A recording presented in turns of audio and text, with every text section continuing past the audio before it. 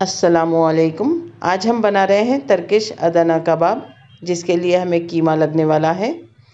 1 kilo कीमे में कम से कम 200 ग्राम फ़ैट होना चाहिए। इसके लिए हमने ली है हरी मिर्चें, 2 मीडियम साइज़ की प्याज और 1 लाल शिमला मिर्च ली है।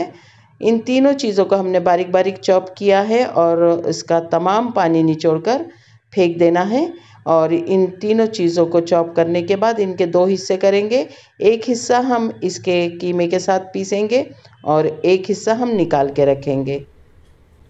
देखिए, हमने कीमा पीस लिया है। उसमें बेल पेपर जो हमारे पास फुल 1 थी, हाफ हमने कीमे के साथ पीस ली है। थोड़ी प्याज जो हमने काटी थी, आधी उसी में पीसी है और आधी निकाल के रखी थी। हरी मिर्चें भी हमने कीमे के साथ पीस ली है। याद रहे कि कीमे में कम से कम 200 ग्राम फैट होना बहुत ज़रूरी है, अगर वो बीफ या मटन है तो, ताकि बाइंडिंग में आसानी हो। इस पिसे हुए कीमे में हम डालेंगे हरा धनिया, रेड बेल पेपर, अनियन और हरी मिर्च हमने ग्राइंड की है, बारीक सी चॉप की है। उसका पूरा पानी निचोड़ लिया है ताकि बाइंडिंग में आसानी हो सके। पानी की वजह से हमारी सीख प्रॉपर नहीं बन पाएगी। साथ ही हम इसमें डाल रहे हैं लाल मिर्च का पाउडर, जो कि कश्मीरी लाल मिर्च है, अदरक लहसुन का पेस्ट, ज़ीरा पाउडर, चिली फ्लेक्स, नमक हस्बे जायका, काली मिर्च का पाउडर। साथ ही उसमें जाएगा 1.5 चम्मच कॉर्नफ्लोर और 1.5 चम्मच मैदा, जो इसके बाइंडिंग में आसानी करेगा। नींबू का रस हम मिलाने वाले हैं ताकि इसका जायका जो है मज़ेदार बन सके। तमाम चीज़ें मैरिनेट करके थोड़ी देर के लिए रख दी जाएगी।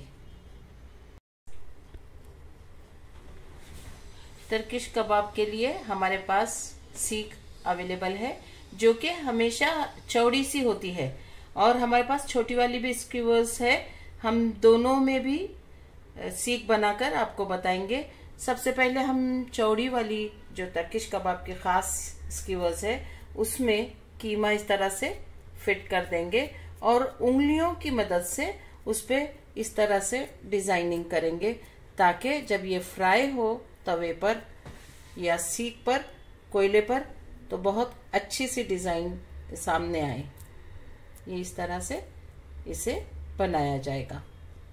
तमाम सलाखों पर कीमा हम लगाने के बाद इसे तलने के लिए रख देंगे। अगर आप कोयले पे सेकना चाहते हैं तो जाली लगाकर कोयले पर भी इसे सेक सकते हैं।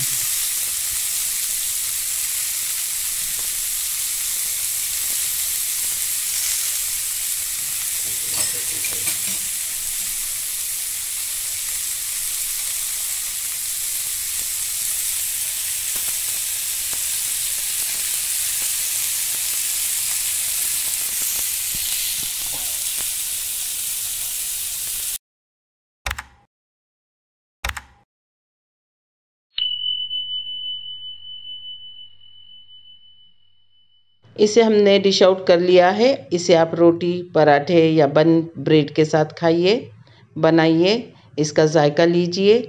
अल्लाह ताला आपके दस्तरखान पर बहुत सारी बरकतें और नेमतें अता फरमाएं। दुआओं में याद रखिए।